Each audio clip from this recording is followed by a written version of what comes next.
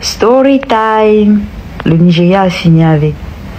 Dans leur propre pays, ils n'acceptent pas le cash. Tout se passe par virement. Ça veut dire tu veux m'acheter quelque chose de 200 virements, 300 virements, 500. C'est incroyable. Tu donnes le cash, on te regarde comme si tu venais de tomber du ciel. Là n'est même pas le problème. Le Nigeria est franchement développé.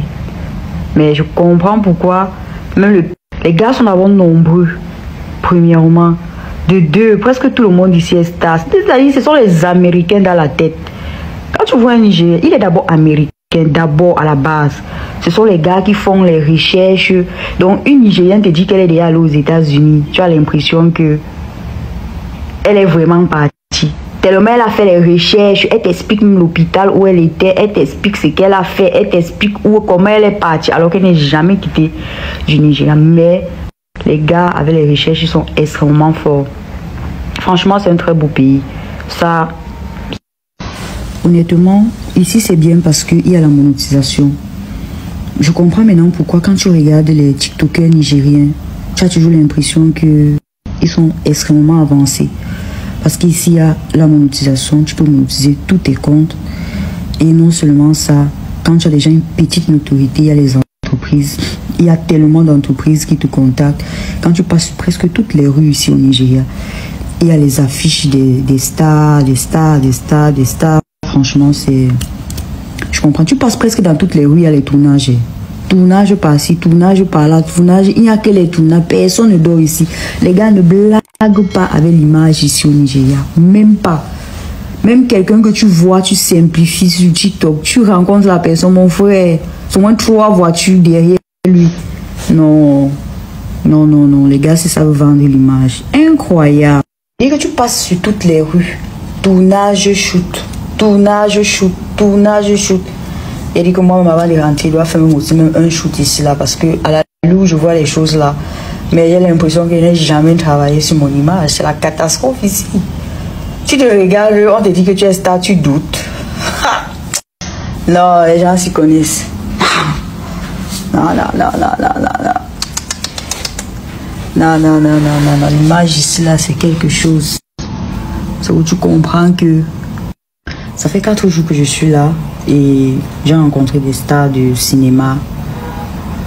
Franchement, quand je vois les stars de cinéma au Nigeria, je vois les stars de cinéma au Cameroun, c'est 2 mondes différents parce que déjà ici on soutient l'industrie.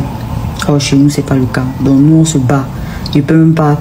Je suis sûr que si c'était comme nous, c'est que nous sommes même pas à notre niveau parce que nous on se bat extrêmement pour arriver au niveau où nous sommes.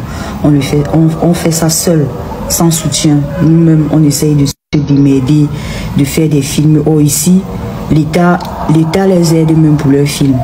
Et parfois les sponsors même les contactent pour les films. Chez nous là-bas, c'est un peu très compliqué parce que non seulement tu te bats seul, toi-même encore tu pars chercher les sponsors et les sponsors qui viennent. Donc vraiment pour tous les producteurs et productrices du Cameroun, je tiens un grand chapeau comme ça, bien large. Parce que ce qu'on fait, c'est... Les gens ne voient pas vraiment, mais on se donne vraiment à fond dans ce qu'on fait. Parce qu'on essaye de mettre le cinéma à un autre niveau avec nos petits moyens. C'est pas évident. C'est vraiment pas évident. Bon, les gens qui viennent souvent faire les comparaisons entre le Nigeria et le Cameroun, là vraiment, faut même plus jamais faire le genre d'erreur là. Parce que ici, au Nigeria, c'est autre chose. Donc pardon, laissez-nous au Cameroun, on se bat comme on peut. On essaye de faire nos petites séries, nos petites web-séries, nos films comme on peut, on essaye de mettre sur YouTube ou encore on essaye de chercher des chaînes qui peuvent prendre ou diffuser. Parce que ce qu'on fait déjà, franchement, c'est pas facile. C'est vraiment pas facile et je pense que si on continue comme ça, avec le rythme que le cinéma camerounais est déjà en train de prendre, d'ici 4 ans, le cinéma va vraiment, vraiment, vraiment démarrer au Cameroun. D'ici 4 ans, parce que je vois l'engouement que les producteurs et les productrices ont et je me dis, ça c'est le Cameroun de 3-4 ans. Dans 3-4 ans, franchement, quand on va rester, on va dire ouais, qu'on va parler des pays où on produit vraiment les contenus, on va parler du Cameroun. Ça, je crois, ça, je suis sûre, parce que vous devez savoir que ici au Nigeria, s'il y a 100 producteurs, 80 produisent pour YouTube. Parce qu'ils sont d'abord très peuplés ici. Et les comptes explosent seulement de jour en jour. Les abonnements explosent ici. Voilà. Donc, la majorité produisent pour YouTube. Or, YouTube actuellement au Cameroun est aussi vraiment en train de décoller. C'est pourquoi je supplie encore mes fans d'aller s'abonner sur ma page MC Production. Parce que quand je vais quitter du Nigeria là, je ne suis pas venu me balader au Nigeria. Non, je ne suis pas venu me balader. Je ne suis pas venu me balader, je suis venu travailler. Quand je vais quitter d'ici là, il va falloir que vous vous abonnez très très fort sur ma chaîne YouTube pour voir ce qui va se passer là-bas. Abonnez-vous déjà. Depuis que j'ai commencé avec nous ne sommes même pas encore à 100K. C'est pas normal. Toute une patronne, vous ne vous abonnez pas comment? Vous partez regarder sans vous abonner. Abonnez-vous. Abonnez-vous. Encouragez-nous. Pardon. Je sais que vous nous encouragez déjà, mais faites encore plus. Pardon. Juste un petit point comme ça. Pam. Et vous êtes abonné sur la page YouTube. Le témoignage de Marcel Kuet sur le Nigeria, livré de manière spontanée et passionnée, traduit à la fois l'émerveillement sincère d'une créatrice de contenu face à un système fonctionnel et performant, et le désarroi implicite d'une citoyenne camerounaise confrontée à la dure réalité d'un pays à la traîne dans les secteurs qu'elle juge stratégiques. Son récit, bien que personnel, est symptomatique d'une frustration collective partagée par de nombreux artistes et entrepreneurs culturels africains. Il offre un point d'entrée pertinent pour une réflexion à la fois comparative et introspective sur les écarts de développement entre le Nigeria et le Cameroun, notamment dans les domaines de la culture numérique, de la gouvernance économique et de l'accompagnement institutionnel de l'industrie créative. Le premier aspect qui frappe dans le discours de Marcel Kuet, c'est son insistance sur la généralisation du paiement électronique au Nigeria. Ce détail, en apparence anodin, est en réalité révélateur d'un degré de formalisation de l'économie et de modernisation des échanges que beaucoup de pays africains, dont le Cameroun, n'ont pas encore atteint.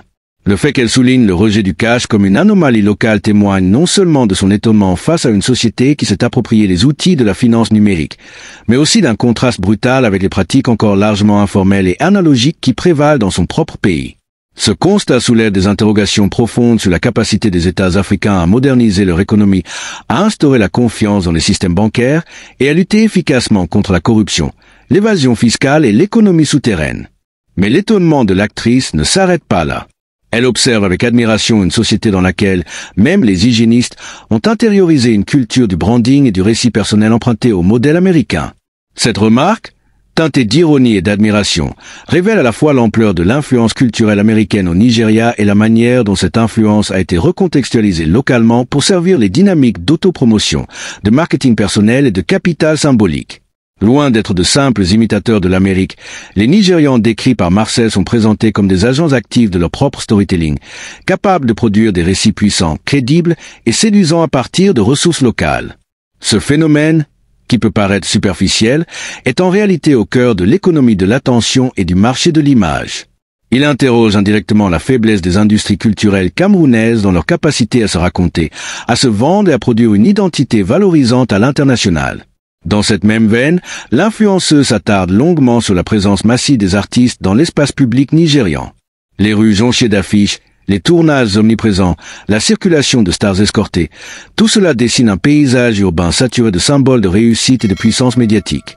Ce qu'elle décrit ici, sans toujours le formuler explicitement, c'est une économie culturelle soutenue par une infrastructure matérielle, logistique et institutionnelle qui permet aux artistes de vivre de leur art, d'avoir de la visibilité et surtout d'avoir un impact sur l'imaginaire collectif. Cette présence constante des créateurs de contenu dans l'espace urbain n'est pas le fruit du hasard, mais le résultat d'une politique délibérée de valorisation de la culture comme vecteur de développement économique, de diplomatie douce et de cohésion nationale. En comparaison, la situation camerounaise apparaît comme tragiquement décalée. Marcel Kuet exprime avec une émotion palpable la solitude des artistes camerounais, obligés de tout faire eux-mêmes, écrire, produire, réaliser, chercher des financements, distribuer. Elle souligne le manque de soutien de l'État, la rareté des sponsors, la complexité des démarches administratives et le manque de visibilité. Ce diagnostic, partagé par beaucoup d'acteurs culturels camerounais, renvoie à une double problématique. l'absence de volonté politique claire en faveur de la culture et l'insuffisance d'un cadre juridique, fiscal et économique permettant à l'industrie culturelle de s'épanouir. En d'autres termes, alors que le Nigeria a compris que la culture est un secteur stratégique, le Cameroun semble encore prisonnier d'une vision archaïque qui considère la création artistique comme un hobby marginal ou un luxe sans impact. Les propos de Marcel traduisent également une profonde injustice ressentie. Elle s'indigne à l'idée qu'on puisse comparer la production nigériane à la camerounaise sans tenir compte des écarts structurels. Elle dénonce une comparaison biaisée qui occulte les conditions de production extrêmement inégales. Derrière cette indignation se cache une revendication légitime. La reconnaissance des efforts fournis dans un environnement hostile, le respect du travail accompli malgré le manque de moyens et la demande d'une évaluation plus juste des performances artistiques africaines à l'aune de leur contexte spécifique. Son cri du cœur est aussi une mise en garde contre l'internalisation d'une hiérarchie culturelle artificielle qui dévalorise systématiquement ce qui est fait au Cameroun au profit de ce qui est produit ailleurs. Il est aussi significatif qu'elle évoque l'avenir du cinéma camerounais avec un certain optimisme. Elle affirme, à la fin de son intervention, que dans 3 ou 4 ans, le Cameroun pourrait devenir un pays de référence en matière de production de contenu. Cette projection, si elle peut paraître utopique au regard des réalités actuelles, mérite d'être prise au sérieux comme un indicateur d'espoir, de mobilisation collective et de volonté de transformation. Elle témoigne d'un capital humain présent, d'une jeunesse déterminée et d'une dynamique endogène qui, si elle est soutenue par des réformes structurelles, pourrait effectivement déboucher sur un changement qualitatif du paysage culturel national. Un autre aspect de son discours mérite également une attention particulière, la centralité de YouTube dans les modèles économiques qu'elle décrit. Au Nigeria, selon elle, la majorité des producteurs créent directement pour la plateforme, ce qui leur permet de monétiser rapidement leur contenu et d'élargir leur audience sans passer par les circuits traditionnels. Cette stratégie de contournement est rendue possible par un environnement numérique favorable, une connectivité relativement accessible, une régulation souple et un soutien des marques locales. À l'inverse, au Cameroun, la plateforme est encore peu exploitée à son plein potentiel, faute d'un écosystème structuré, de formation adéquate et de politiques incitatives. Ce constat souligne l'importance stratégique de l'économie numérique dans la redéfinition des circuits de production, de diffusion et de rentabilisation du contenu culturel. Enfin, on ne peut ignorer la dimension émotionnelle et personnelle du discours de Marcel Kuetz. Derrière l'analyse empirique qu'elle propose, on perçoit un sentiment d'infériorité intériorisée, une blessure identitaire provoquée par le décalage entre l'idéal qu'elle découvre et la réalité qu'elle connaît. Ce malaise est d'autant plus profond qu'il touche à son métier, à son image, à sa légitimité. Lorsqu'elle évoque la honte ressentie à l'idée de ne pas avoir travaillé son image autant que les Nigérians, elle exprime une forme de violence symbolique subie, une remise en question de sa propre valeur professionnelle. Ce type de confrontation est courant chez les artistes africains qui voyagent et découvrent des systèmes mieux organisés. Ils oscillent entre admiration, frustration et colère. Mais cette colère, loin d'être stérile, peut devenir une force motrice. Le témoignage de Marcel, en plus d'être un cri d'alerte, peut aussi être interprété comme une tentative de mobilisation. En exhortant ses fans à s'abonner massivement à sa chaîne, elle tente de transformer cette prise de conscience en action concrète. Elle invite les Camerounais à soutenir leurs artistes, à s'approprier leur propre culture, à faire front commun. Ce passage, bien que commercial dans sa forme, est politique dans son fond. Il pose la question de la responsabilité collective dans la réussite ou l'échec d'une industrie culturelle nationale. En définitive, les propos de Marcel Kuetz ne sont ni naïfs ni exagérés. Ils relèvent d'une observation empirique, directe, brute et souvent juste. Ils offrent un miroir utile, certes parfois déformant, mais révélateur.